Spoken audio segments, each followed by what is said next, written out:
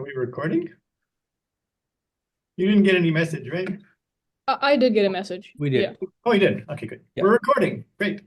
Well, today we have Sophia Simon, who's going to tell us about amplified amplitude estimation, and how when we have a low probability event, we can still somehow amplify and measure it.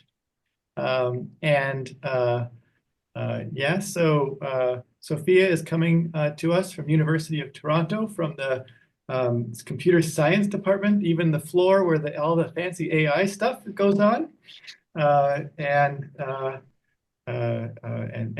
Just as I had mentioned to Sophia before we started recording, that we're a pretty broad group, and we have interest in very solid interest in quantum information theory, but we also have interest in we also have a sort of an effort in more traditional condensed matter physics, and so we hope. And some of us are young members of the group, so yeah, we hope you can pitch this presentation to all of us, and we look forward to hearing you. So why don't you start? Thank you. Okay. Well, thank you very much, Michael, for the invite, and thanks everyone for coming. Let me share my screen. Yes. Okay. Hopefully you can see my slides now. Yeah, no problem. Okay, great. Okay, so then let me jump right in. So I'll be telling you a bit about how to exploit prior knowledge to improve expectation value estimation on quantum computers. And please, yeah, feel free to ask questions during the talk. Oops. Okay. So let me jump right in with the setup. So the problem we're considering is that of expectation value estimation. So suppose we have some quantum state psi and some operator, usually a Hermitian operator A, and we're interested in computing the expectation value of this operator A with respect to the quantum state psi within some fixed error tolerance epsilon, right? So we want to obtain some estimate A hat such that this inequality is satisfied. And typical examples will be that A is, say, the Hamiltonian of the system. So we want to estimate somehow the expectation value of the Hamiltonian, which would correspond to the energy. A might also be the position operator if you want to know, say, the average position of your molecule, etc. And this is not necessary, but for one way of access, like we need to specify how we access our operator A. And a common scenario is that we have access to what we call a block encoding of this operator A. And the main idea behind a block encoding is that, well, we can implement unitary operators on the quantum computer, but what if your operator A is not unitary? Well, the idea then is to say, okay, we construct a larger unitary U, and then A will just be in the upper left block of U, and it will be normalized by some normalization constant alpha, because right, the unitary basically U times U dagger needs to be identity. So A needs to be sufficiently small, which is why we need to renormalize it. So we assume, right, and so U can be implemented just by having some additional qubits. Okay, I guess that gives me a question. So how hard is it actually to produce U? That is a good question. In general, it can be pretty hard. Okay. You have to exploit some known structure of your A. Say if A is the Hamiltonian of a molecular system, then say the Coulomb Hamiltonian, then it has a very particular structure that allows us to construct these U efficiently. But this is generally, it's somewhat of an open problem. Like finding generically a block encoding of a matrix A is hard. Okay. Okay. And so if we assume we have access to this U, then the way we would usually estimate expectation values on a quantum computer is via the so-called Hadamard test.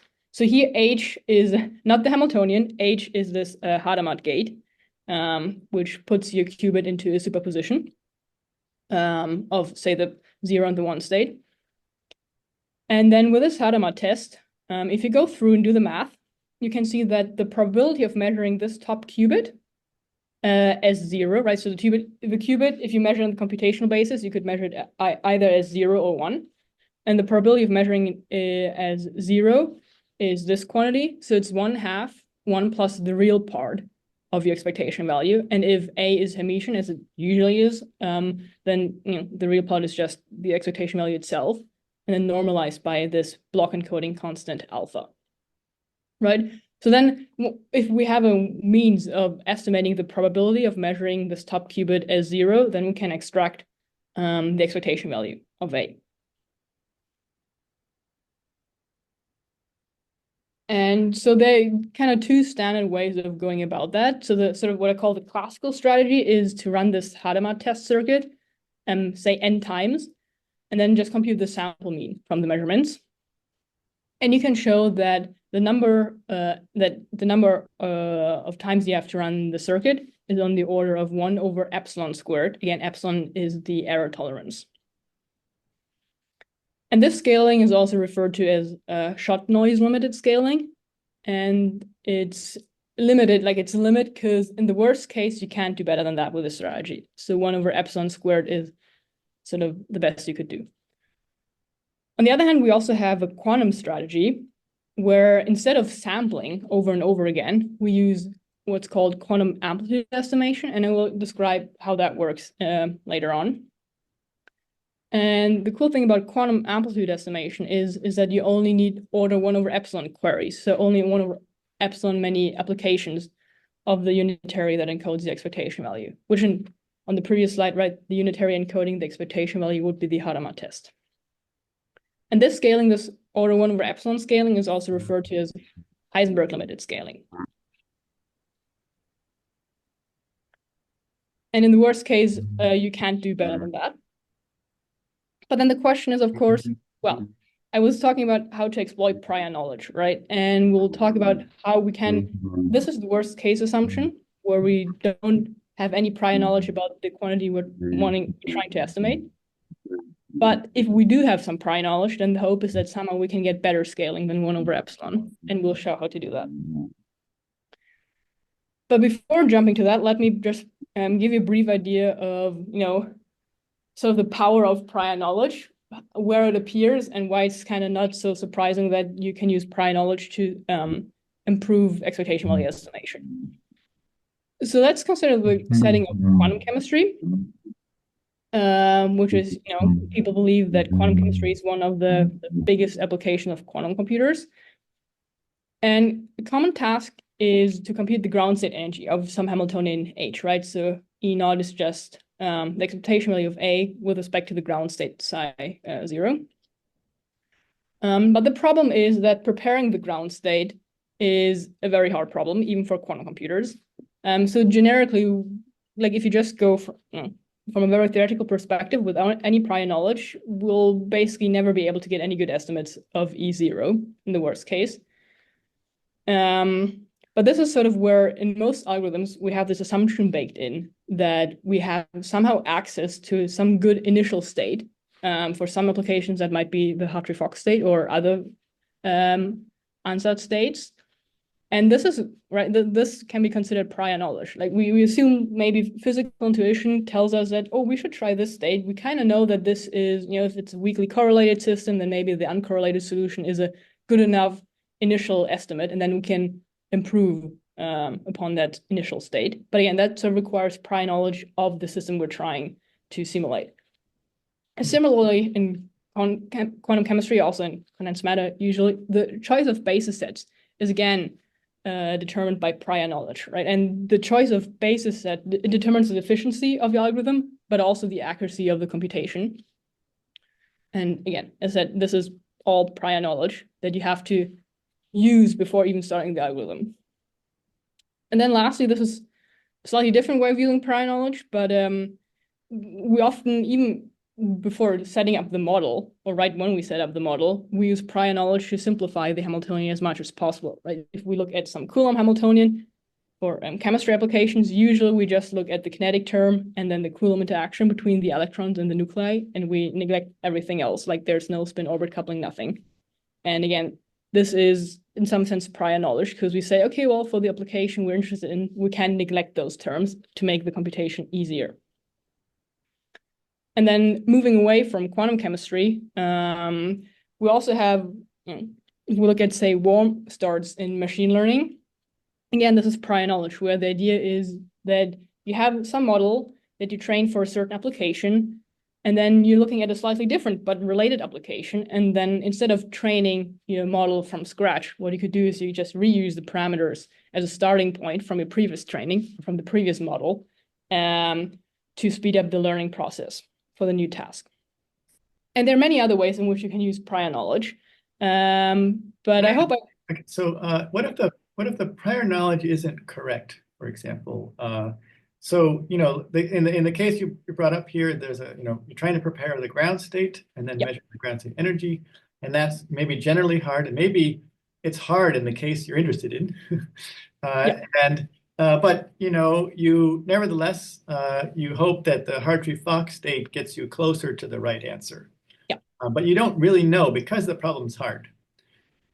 So then, is there any help here? Like, does your approach of using the prior knowledge somehow still give you, say, like a variational upper bound on the estimate or something like that? That is a very good question. I think generally not. Like, usually the thing is, okay, you state your results and say, okay, assuming this is true, like say, assuming we have a good initial state, then you can prove that the complexity is pretty low. If your prior knowledge isn't correct, then basically you would assume that your prior knowledge is correct. You say, oh, I only need polynomially many applications of my unitary. And then you think, okay, well, the state that I would get out is then simply wrong. I don't think in general there are any good guarantees. Like, if your prior knowledge is incorrect, then I don't think there is much you can do in most cases. So you should really only use this approach if you know for sure that you're... Or if you, in some sense, it's, I guess, one could also sort of phrase in terms of like confidence intervals. Like, if you're very confident that your prior knowledge is correct, then with high probability, the state you will get out is, the ground state.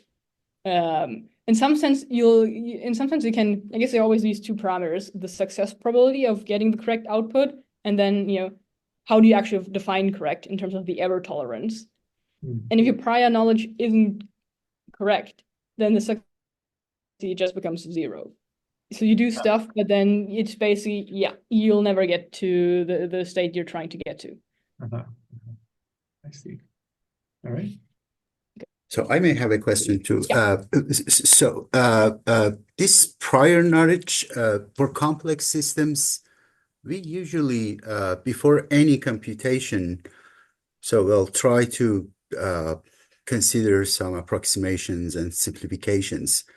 So is there the only place where this simplification is going to apply it, or it's part of it's just, I'm saying that it is very qualitative just to simplify the Hamiltonian. This is the only role of this prior knowledge. I guess, well,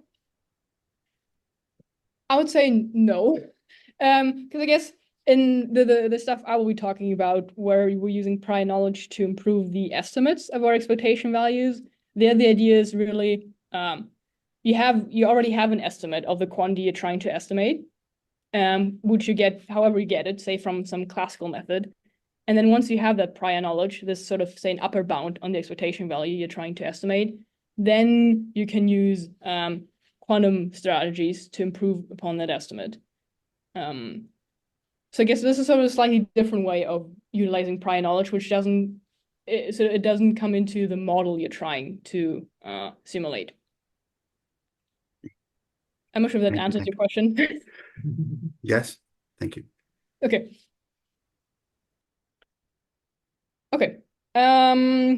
So then jumping right back into sort of the expectation value estimation scenario.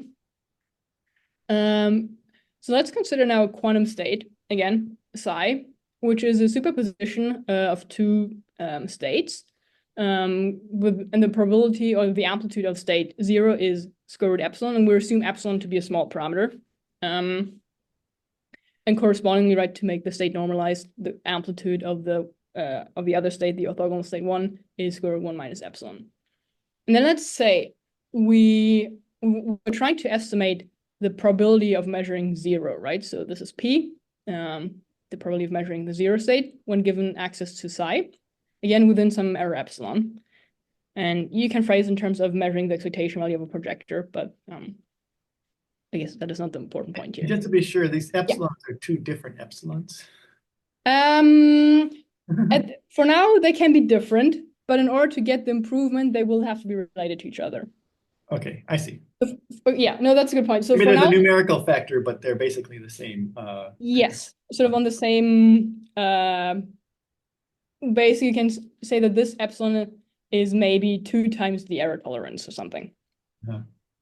But I guess for this example, let's just assume, that this is some epsilon, which is say 2 times the error tolerance. I wrote here within error epsilon, so this might be a bit confusing. But the point is that if the amplitude we're trying to estimate is on the same order as the error tolerance within, say, some constant factors, then the number of samples we need with this classical strategy, where we just keep sampling our state and measuring it, scales like 1 over epsilon rather than 1 over epsilon squared. And the reason is that usually what we do is when we state these complexity results, where we say, oh, we need 1 over epsilon squared many samples, we always throw away this factor that's actually in the numerator, which is the variance. And in this particular case, you can see that the variance is actually scales like epsilon times 1 minus epsilon, right? So the overall complexity, and well, I should say, I'm not sure how familiar you are. Like the big O just means sort of like asymptotic notation. So you're throwing away all the constant factors and sort of lower order terms. And so, yeah, the main point is that in a certain regime, when you know that your expectation value is small, then you can get an improvement in the classical strategy from 1 over epsilon squared to 1 over epsilon, which is a quadratic speed up. Right. And then the question is, okay, this is the classical strategy. Can we also similarly improve the Heisenberg limited scaling, right, which is sort of the coherent quantum strategy from this 1 over epsilon to 1 over square root epsilon? And well, the answer is yes. And yeah, so the rest of the talk will mostly be about how to get this 1 over square root epsilon scaling. So just maybe a quick question. Yeah. So the big O means that, so do you need at least 1 over epsilon number of samples? It's the other way around. It's at most. You need at most 1 over, so you could actually do less. It's like an upper bound. It's an upper bound. Okay, good. Yes. Although it's pretty tight. So I guess the notation is usually like the big O tells you need as most that many applications.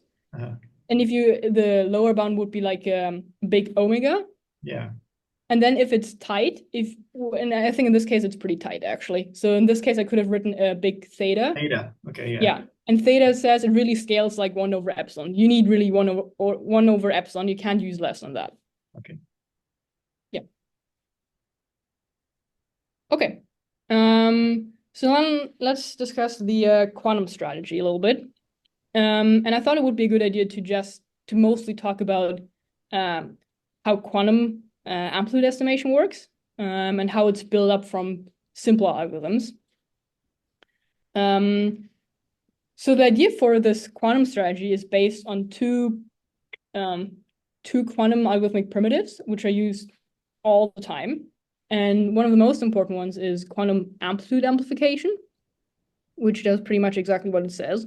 So the idea is, again, let's consider some quantum state psi, which is in a superposition of what we call a good state and a bad state. And we're trying to amplify the amplitude of the good state, right? So the amplitude is square root p, and we like to boost it somehow close to 1. The way we do it is, and the details again are not super important to understand the rest of the talk, it's just to give you the general idea. The way we do it is we construct what we call a walk operator. And the walk operator is comprised of two reflection operators. And what you do first, and you can, if we look at the figure here on the right, this is just plotting the state psi in the subspace spanned by G and B. And then it encloses some angle theta with B. And so in the first step, what we do is we do a reflection about the good state, right? So now when we reflect about the good state, we get a new state, psi prime. And then the idea is, okay, well, now we're somehow, now we can reflect around the initial state again, around psi. And you can see if we reflect about psi now in the next step, right? This is sort of this part here. Then we are actually getting much, much closer to the good state. And by repeating this operation, depending on the initial theta angle, if you repeat that a bunch of times, you can get your initial state psi very close to G. Right? And this is just the formula. Again, it's not super important. The point is just that you encode your initial probability or your initial amplitude P in terms of the sine and the cosine of the initial overlaps with the good and the bad state. But the idea is really just by doing a bunch of reflections about the state you're interested in, the good state, and your initial state, you can actually boost the probability of measuring the good state. A quick question. So when you do the reflection, was it about B? I guess I was a little, or is G and B mixed in the figure? No, okay. I guess this is we say it's a reflection about G, but if you look at this operator, it's actually that this is the identity operator minus 2 times the projector onto G. Yeah. And so then it's actually the G component that gets a minus sign. Right? Okay. So if we go back here, right? Great. What we do is in the first step, the G component, so basically this component here, now gets a minus sign, which is why we're putting a minus sign onto the G state, which looks in the figure, I agree, it looks more like a reflection about B. Yes. Yeah, I see. It's sort of, yeah, sorry, this is unfortunate terminology or notation, but yeah. Okay. And then the reflection of, so that now you have psi prime, but you think of it as a state that's a linear combination of psi and some other bad or something. And yeah, well, I guess now it's just that you have psi prime, and now you can again, so when you basically you can think of it as again as a sort of spanned by two-dimensional subspace, right? By psi and psi, some orthogonal state to psi. Yeah. And then again, you're reflecting about psi. But this time, because we have an additional minus sign up front, now we're actually really reflecting about psi in this case, right? So in this case, that's what the extra minus sign. That's why we have this extra minus that's sign. probably where I was confused. Great, thank you. Yeah, okay. Yeah. So I have another question. Yeah. So how do you construct this reflection about the good state, right? Because you don't know what the good state is. So how do you construct this reflection operator? Yeah, that is a very good question. This is usually done by having, either you can assume you just have access to it by some oracle. This is sort of the very computer sciencey way of going about it. But usually in practice, what you do is you say, okay, we have some unitary U that prepares psi. And then we assume we have some additional ancilla qubit, a single qubit, that tells us basically it would be attached to the good and the bad state, right? And we say, well, if we're in the good state, the ancilla qubit is set to 0, say. And if we're in the bad state, the ancilla qubit is set to 1. So it's basically just a flag. We don't need to know what the good and the bad state is. We just need to attach this one additional qubit to the good and the bad state. And then basically conditioned on that, we can do the reflection.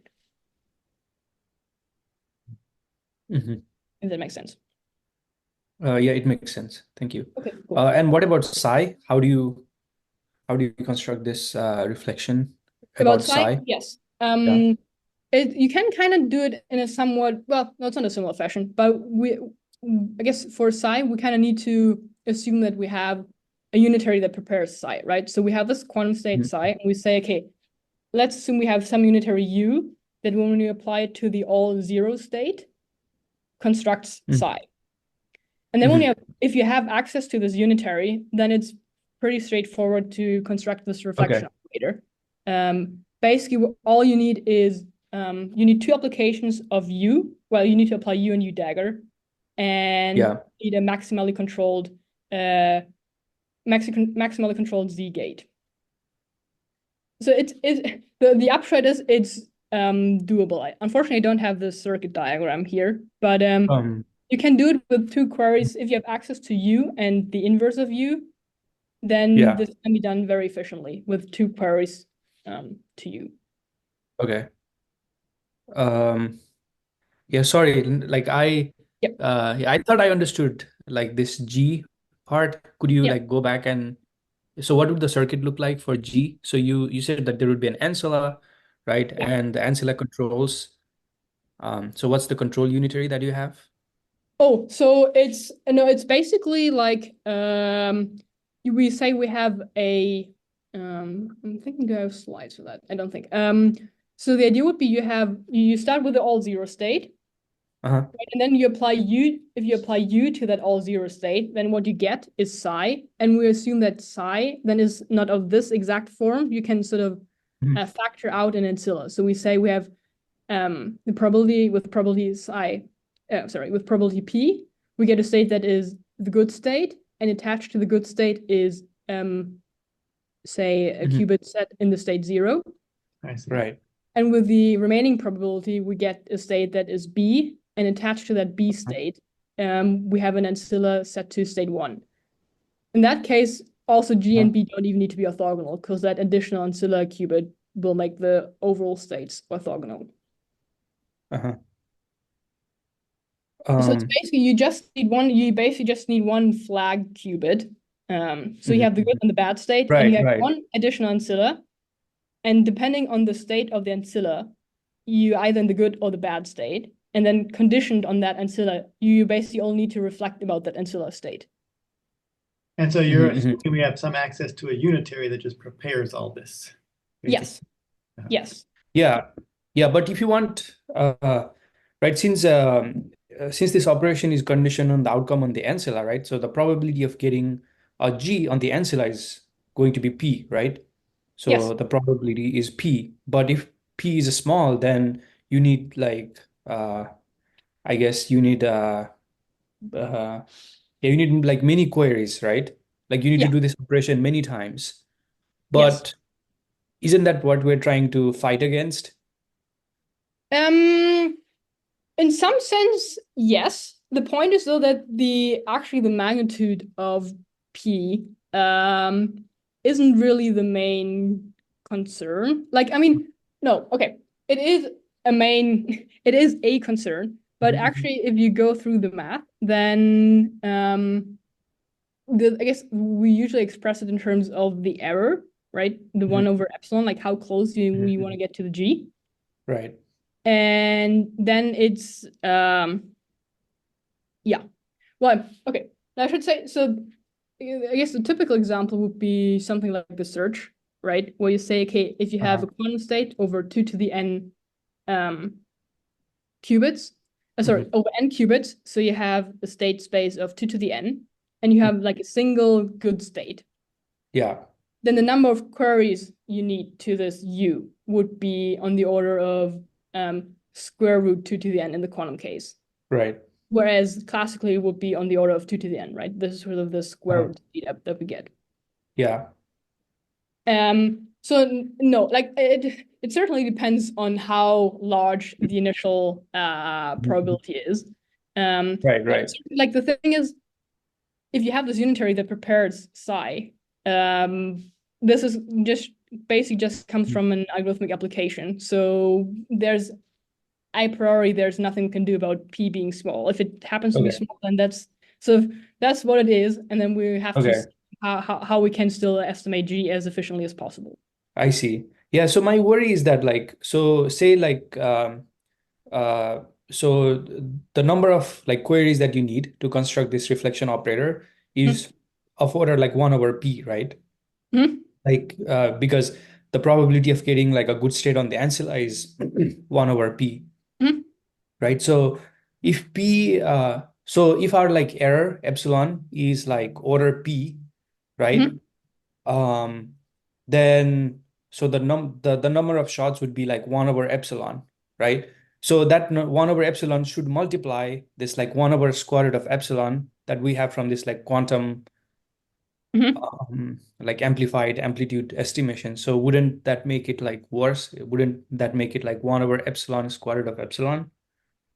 Oh, no. The thing is that No? the second epsilon basically comes into the numerator. Um, Mhm.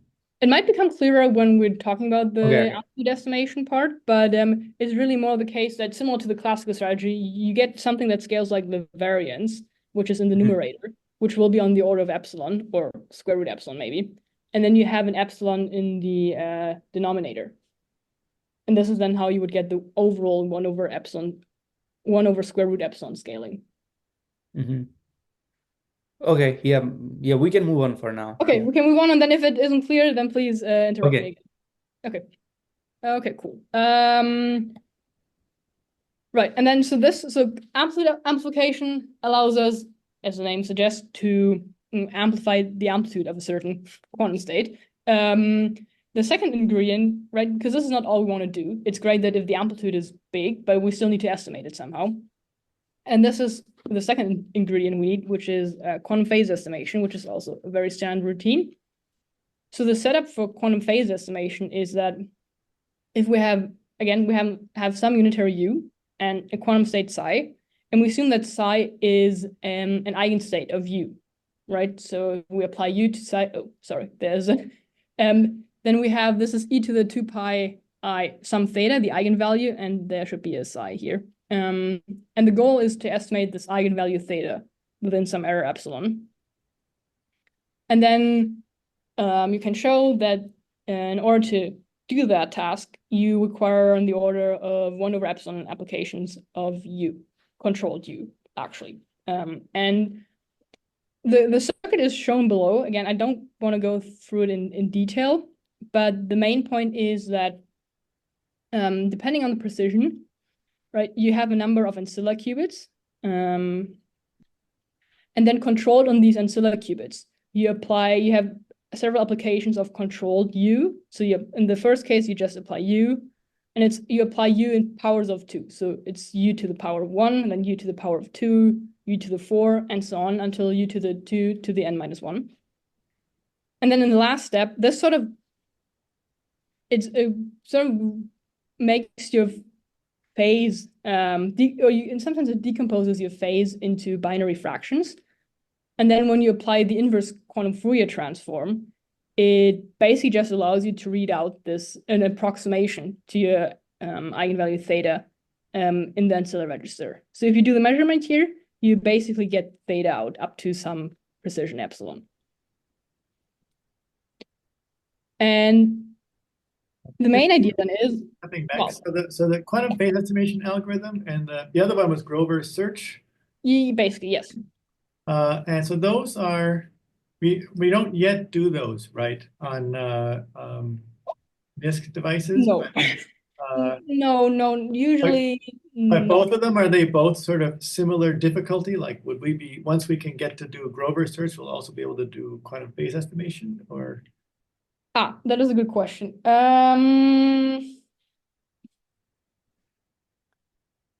Probably. I think like the standard, like the thing is also people are trying to develop both amplitude amplification, and quantum phase estimation routines, which are sort of more NISQ friendly by having, say, shorter circuits and just running more circuits.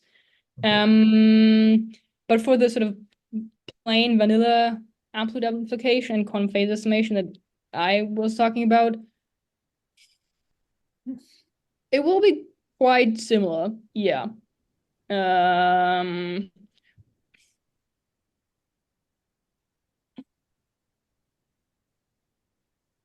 both seem to Yeah, I require think so. complex unitary that you need to have.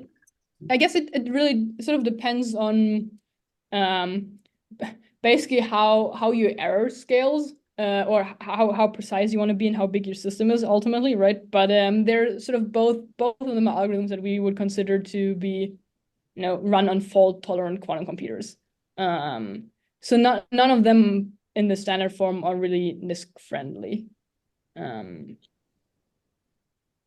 Yeah. Okay. And then now the idea is, well, we have a method to amplify amplitudes, and we have a method to estimate phases, which are sort of also amplitudes. And then the idea for quantum amplitude estimation is, well, you combine these two, right? So again, we have the setup is we have a quantum state psi in the superposition of the good and the bad. And we're trying to estimate now the probability that we're in the good state. So we want to estimate P. And recall this walk operator that we had. This is just the walk operator from the amplitude amplification, right? So we're talking about the good state and then the initial state, psi.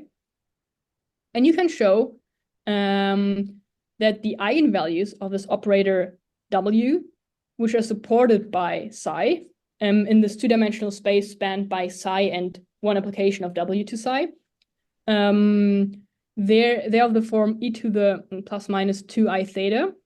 And theta now encodes this probability P. So theta is the arcsign of square root P, which is great, right? So now we have an operator where we know that the eigenvalues encode in some like nonlinear fashion, encode our probability P that we're trying to estimate.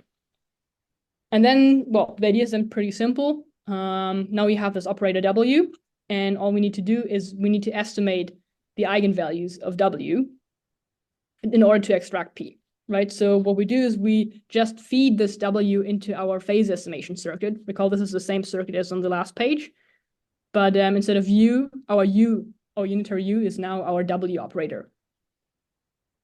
And yes, this W will give us, with this circuit will give us an estimate of theta, and then you invert theta, you invert the arcsign, right, to get an estimate of P.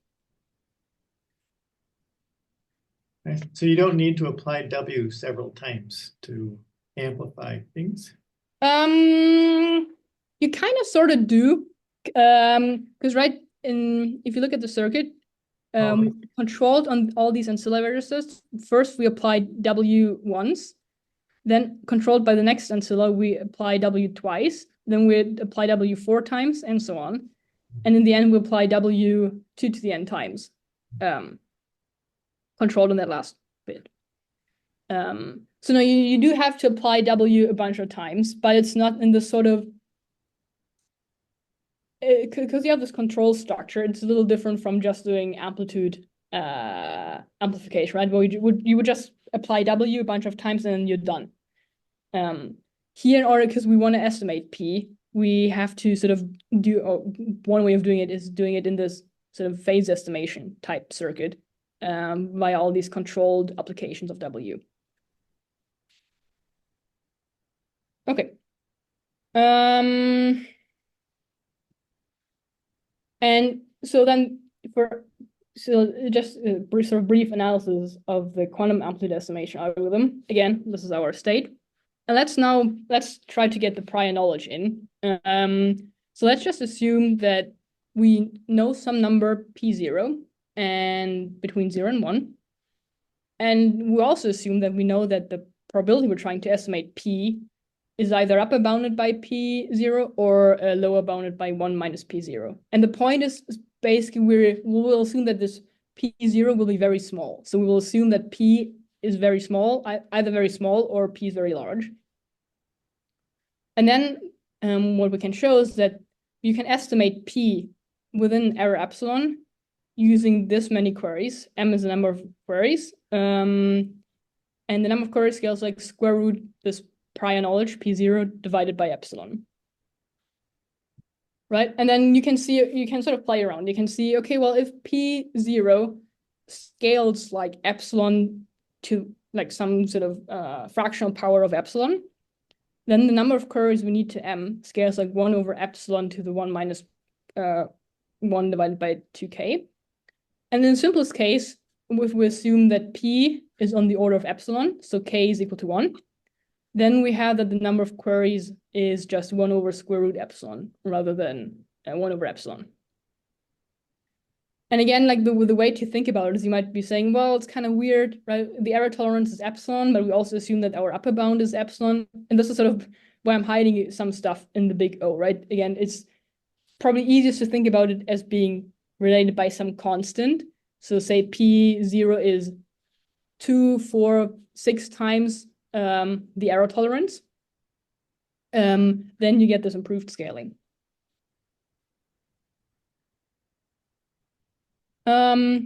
Okay. And then, yeah.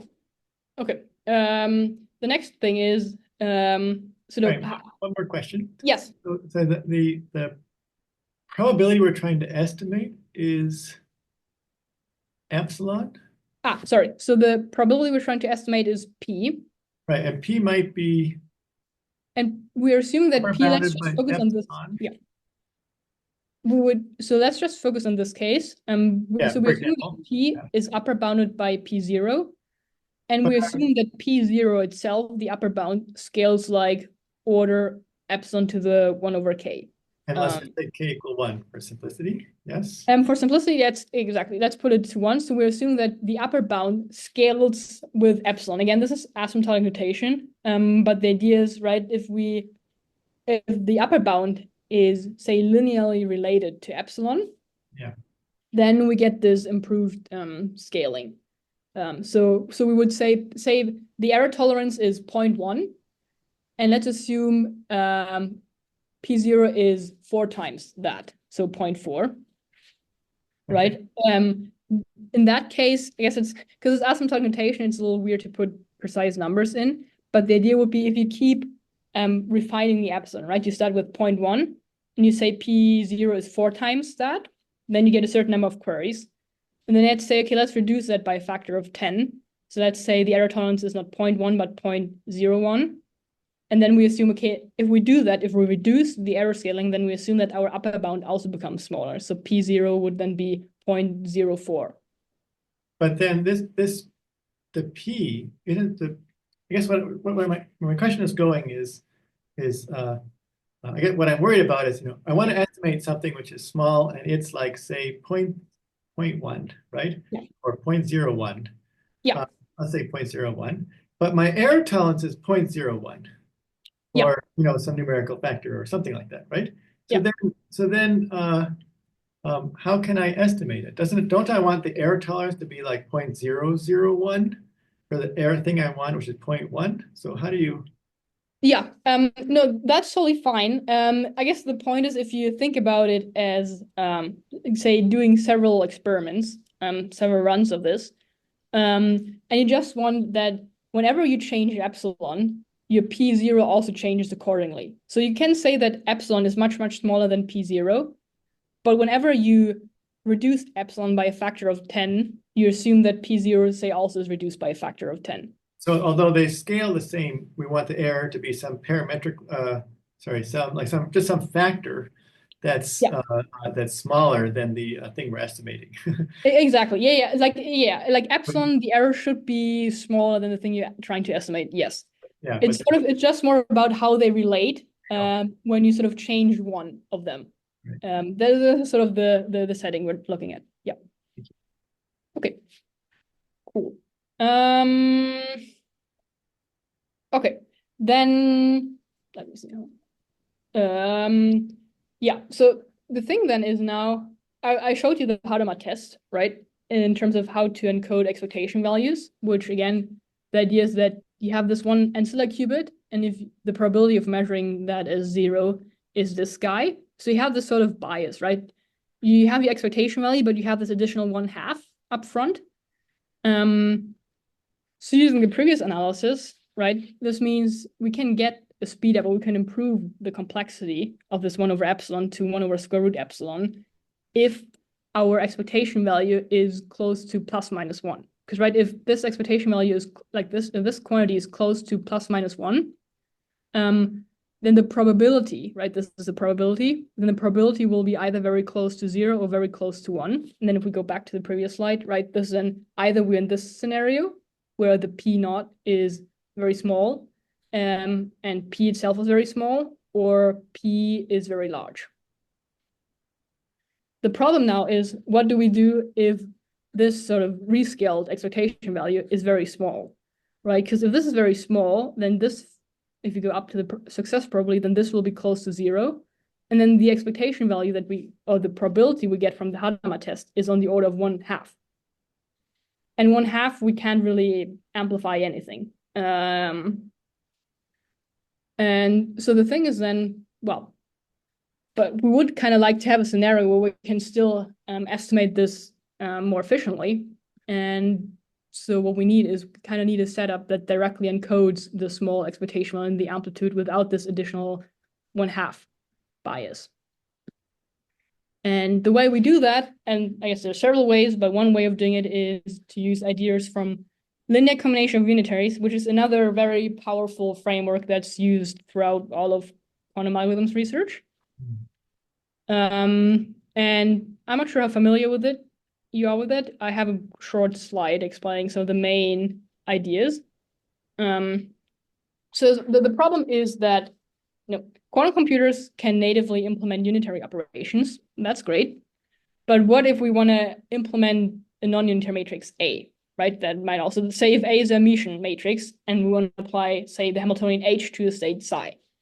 How do we do that? And well, the idea of LCU is, well, you decompose the operator into a linear combination of unitaries, hence the name, right? So we say A is like some linear combination of these unitaries uj with some coefficients alpha j. And for technical reasons, the alpha j's assumed to be positive or non-negative. But you can always absorb the phase just into the u's. Anyways, the point then is, right, if we have some quantum state psi, then we can apply A to psi in a probabilistic fashion. And the success probability of doing this probabilistic implementation is given as follows. So the success probability is basically the expectation value of A dagger A. And then again, you have this normalization factor, which we also call block encoding normalization factor, right? This alpha. And alpha is just the sum of all these coefficients. Okay, well, this is kind of great because this already shows us how the success probability itself now is an expectation value. We don't have this additional 1/2 that we have from the Hadamard test. But unfortunately, the expectation value we're looking at now is A dagger A and not A, which we're actually interested in. So this means somehow we need to come up with a way to construct something like the square root of our operator. And the way we're proposing it to do, and again, there are several options. One way of doing it is to use a projector decomposition. And again, I'll try to make it as high level as possible. The main feature of a projector is that a projector pi squares to itself, right? If you apply a projector 2, 3, 4, however many times, it still is a projector. It still just applies pi. Which then also means if we're looking at the expectation value, right? If we have the expectation value of pi squared, well, this is the same as the expectation value of pi.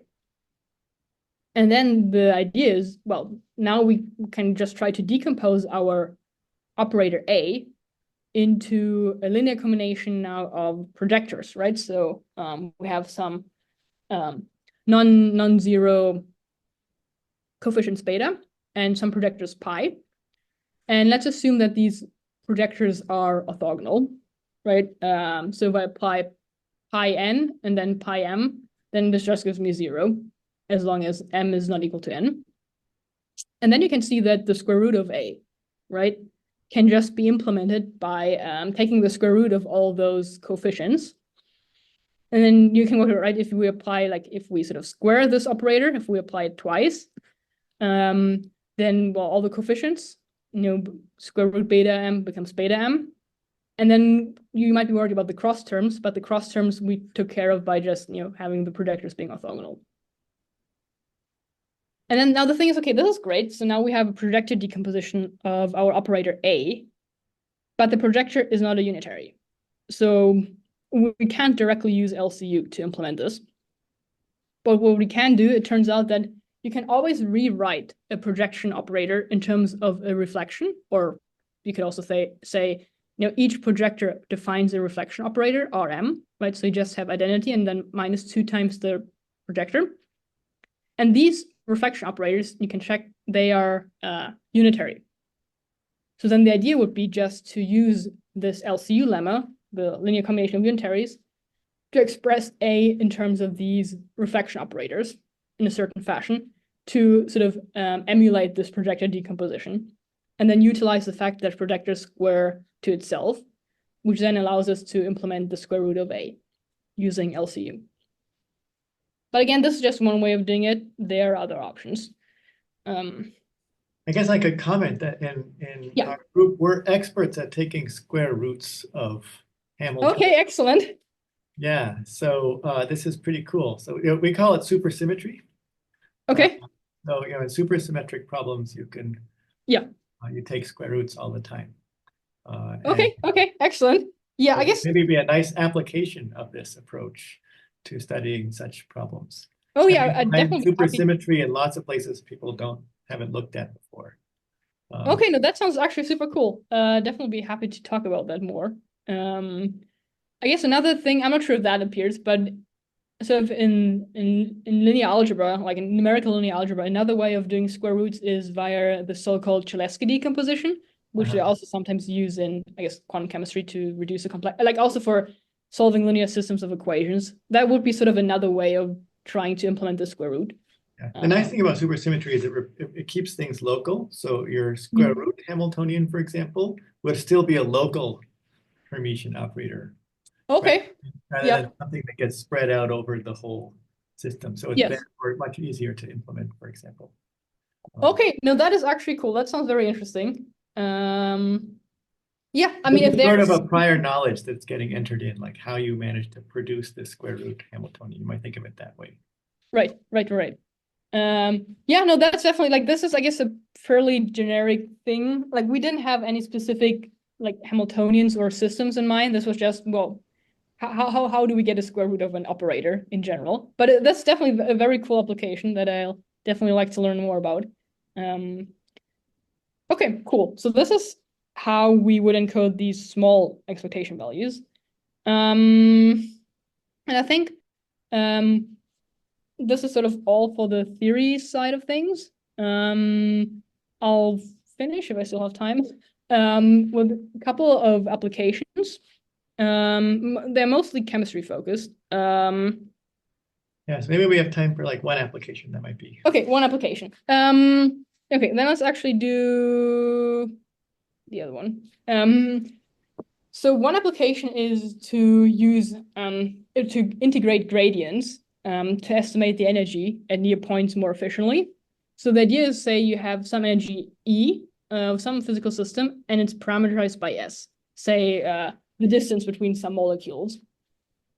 All right, and then just using the fundamental theorem of calculus, we know that the energy difference between E at some configuration 1, right, the difference between that and the configuration or the energy at configuration 0 is basically just the integral of the derivative. And then what we can do is, well, we can't implement that directly on a quantum computer because it's a continuous integral. But what we can do is we can discretize that integral using, say, Newton-Cotes formulas. And then the main point is that, well, assume we have some prior knowledge of the value of the energy at point 0, then we would like to extrapolate to get the value at configuration 1. And again, this is sort of our prior, in this case, the E0 would be our prior knowledge. And the point then is, while using the Hellman-Feynman theorem, which tells us how to compute these derivatives, if we have access to the derivative operator dH by ds, right? Then we basically just have to sum up all those results in our discrete integral. And the hope is that, well, in certain cases, implementing or estimating this quantity, the derivative, might be cheaper than just estimating the energy itself, especially if some of the derivatives are small. Then this might be much easier to do than just computing E1 from scratch, right? You could also just say, well, we could just do, say, phase estimation, completely forget about what we know about the configuration at point 0, and just do phase estimation at point 1. But we kind of, in certain cases, you might just use, this gradient integration idea to utilize this prior knowledge that you have at point 0. Okay. Is this helpful in a Yeah. like adiabatic kind of setting?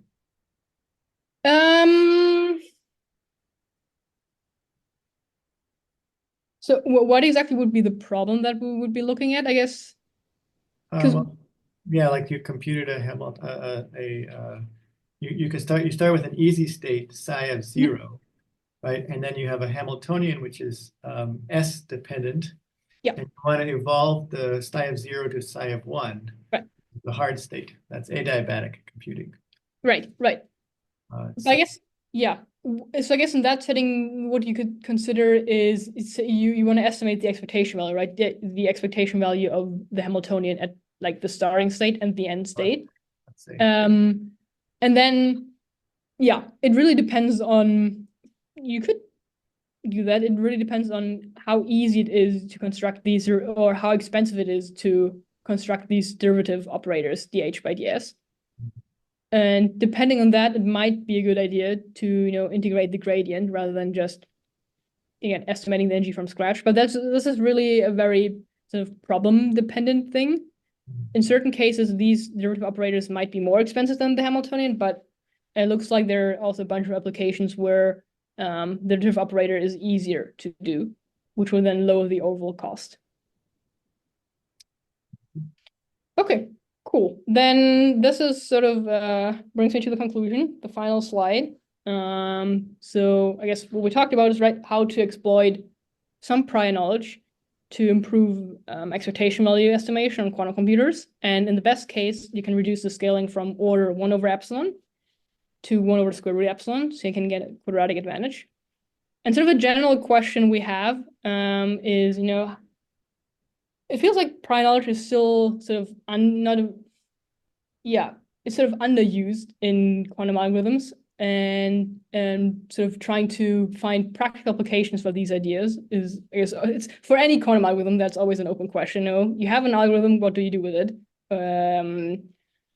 And yeah, I guess you mentioned the supersymmetry stuff. That would be definitely interesting to look into. And yeah, if you want to have more details, especially about some of the examples, the applications, then please feel free to check out our paper. And okay, thank you very much. Very nice, thank you. I don't know, we're supposed to clap on Zoom. We've never got a nice clap going, but anyway. Yeah. Thank Thank you. So, questions? Yeah, anybody have questions? Yeah, I can ask a question. So going back to my earlier question, so to achieve this scaling of like 1 over square root of epsilon, you're basically assuming that like all these like walk operators, they come for free, right? Like implementing these walk operators is free, so you're only worried about the sampling complexity given like perfect like oracles, right? Yeah, so basically this scaling is really the number of applications of this walk operator. Right. So the overall sort of time complex, or the number of gates you need, is this number times however many gates you need to implement this walk operator. Right. But like there's as we like discussed earlier, there's some extra cost to implementing these like reflection operators, because they rely on like getting certain like outcome on the ancilla, which depends on the probability of your good state and the bad state, right? So the number of applications that you would need in order to like implement these oracles there would be some like extra factor of like, I don't know, 1 over epsilon that comes in because of those things. So those things are not considered in this final expression, but like if you were to like implement it, you would have all these like extra cost that you need to consider. Is that correct? Or there is an extra cost, and usually there will be some additional epsilon dependence for implementing the walk operator, but usually that dependence is polylogarithmic in 1 over epsilon, because it's not like the way to think about implementing these reflection operators is you have the unitary, you get the superposition of the good and the bad state, and attached to that is this flag qubit. And one way of getting a flag qubit, say for energy estimation, would be to say, okay, the unitary U prepares the good state, and then you do, say, an inequality test to say, okay, well, if my state G satisfies a certain property, say if the energy associated with G, whatever G is, we don't need to know what G is. You can just do that sort of obliviously, right? You just get some G, you do an inequality test, say, okay, well, is the energy associated with G above or below a threshold? And depending on that, you flip your ancilla qubit to 1 or not. And this inequality test, the gate complexity of implementing that would be log 1 over epsilon. So then the overall cost would be something like, either 1 over epsilon. So it would be either these multiplied by something that goes like log 1 over epsilon. Okay. Yeah, makes sense. Thank you. Okay. Yeah, I have one more question, but I can wait for You others. can ask, go ahead and ask. Unless anybody else has a question. I haven't seen any hands show up. So another question that I have is like regarding the near-term application of these ideas, like sort of you mentioned that like this idea of using prior knowledge is not used so much in quantum algorithms, right? So like have you thought about like how we can use these prior knowledge for like coming up with like more efficient, like for instance, variational algorithms?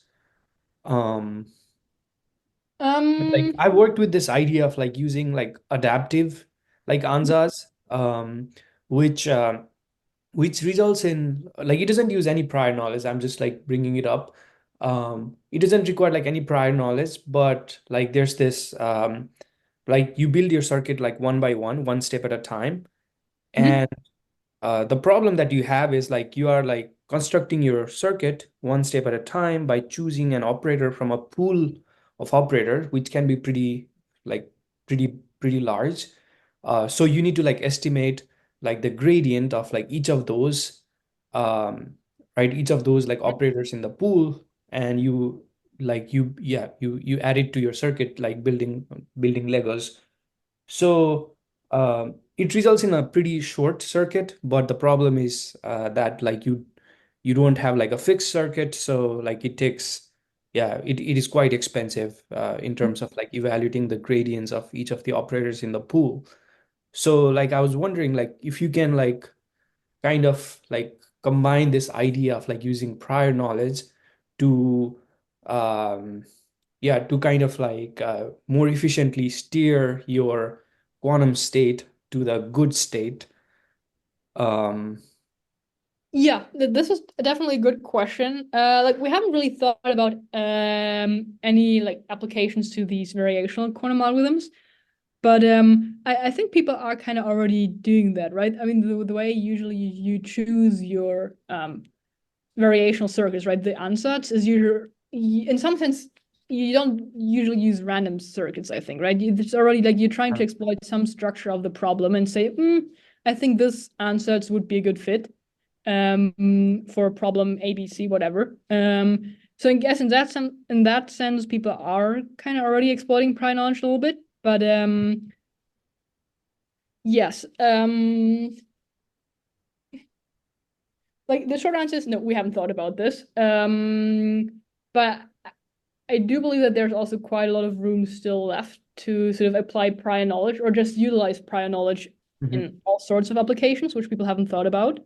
And right, if you say you have a very large pool of gradients that you need to estimate, then maybe prior knowledge could be used to just reduce the pool of gradients that you need to estimate. And I guess in some sense you can also consider prior knowledge in an adaptive fashion, right? Like you do it adaptively and they say, okay, well, based on the previous step, I have some prior knowledge from my previous step, which now allows me to reduce the cost for my next iteration.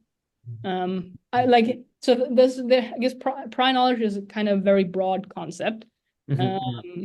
So no, I think there are definitely also ways to incorporate that even better in this variational stuff, but we haven't explicitly worked that out. Okay. do you guys like work on variation algorithms at all, or do you only focus on fault tolerant? Yeah, I think most of us just do fault tolerant algorithms. I think at this point in the group, probably all of us do fault tolerant stuff. I don't think anybody does variational stuff. Maybe one person. But yeah, it's really mostly fault tolerant stuff. Yeah. Cool. Thanks. Okay, well, thanks for the questions. Yeah, so maybe I'll bring the group meeting to a close. Thank you for joining us, Sophia. It's been a wonderful presentation. We learned a lot. Yeah, this was great. Thanks for having me. Yeah. Thank you for the talk, Dr. Simon. Okay. Thank you, Okay, Sophia. well, thanks everyone. Bye-bye. Okay, bye.